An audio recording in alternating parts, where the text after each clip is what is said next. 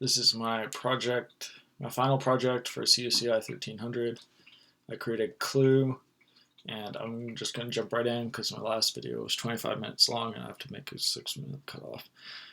So here on the left you can see all my files I created. The only two I'm not using are these two pool files for a pool class, but I don't need that. I just haven't deleted them. I have a bunch of text files I'm doing input file streams from, and 4 classes, not including map class. Here's my main game. It's 1100 lines long. Yeah. So I don't have time to explain each class. I'll just play through the game. Show you guys a gameplay.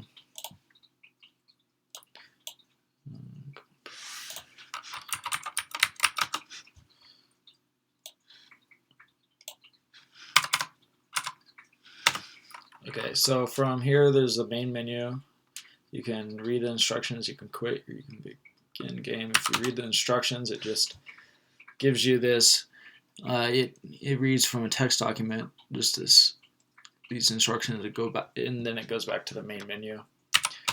Select 1 for begin game, enter your name, Alex. Then, so it differs from normal Clue in that you have abilities and you're like also being hunted while you're playing it. So these abilities will affect your gameplay. So you can just select,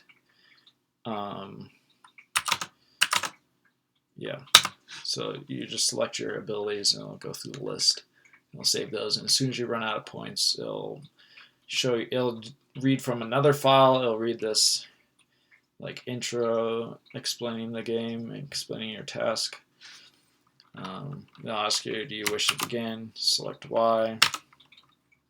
Then here's the map. I expanded it to account for all the rooms and suspects involved. So there's like 6 of each. But yeah, you can move around with WASD. And then each time you move, there's a likelihood, a random number is generated, and there's a likelihood that you will be attacked. I don't have time to show you that functionality of the code, but it's there. And let's just move around for a second. Okay, yeah, so if you see up here, it says you've been attacked from behind. There's your hardiness level will take less points when this happens, so you can upgrade that and you'll take less damage. But yeah, so, and then it'll recover by 1 each time. Yeah, we're just attacked again. So you can go up to these things. Yeah, so we encountered Mindy Harper. Select Y to talk to her, and then depending on your intuition level and your abilities, you can gain more sorry, not intuition, your personability. You can gain more dialogue with her. So it reads that from your character, and it'll select how many lines it will want to get from this text document, and it just prints that to the screen. And then all the suspects are also holding electrical wire, as you can see down here. Or not electrical wire, just like a weapon. And that's just the one she happens to be holding. And then you can talk to her and get clues from that. Yeah, I don't know. It's weird. So yeah, now that you've investigated those two, you can accuse.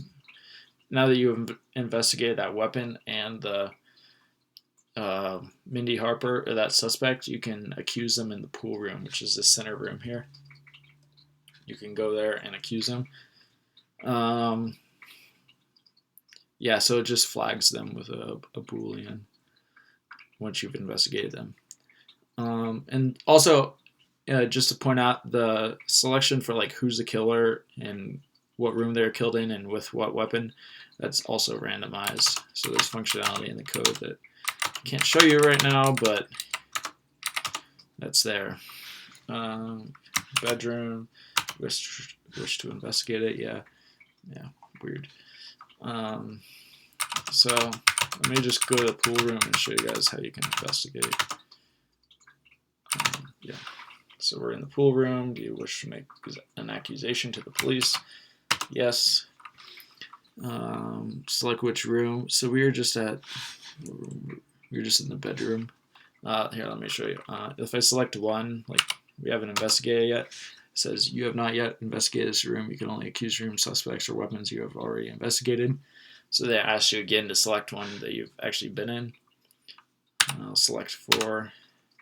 It's been logged as your room choice. It just goes into an array. We talked to Mindy Harper, and she had electrical wire. So 6. Yeah, so it checks those against like what's actually it, and if you actually solve the crime, it'll end the game and give you a statement that says you won. But as you can see, we have not yet solved the crime, so keep investigating. So you can just go about the map. I don't know what else I can explain right now with the time I have.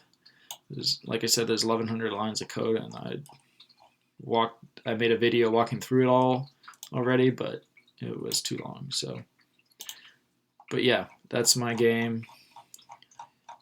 Should fill all the requirements,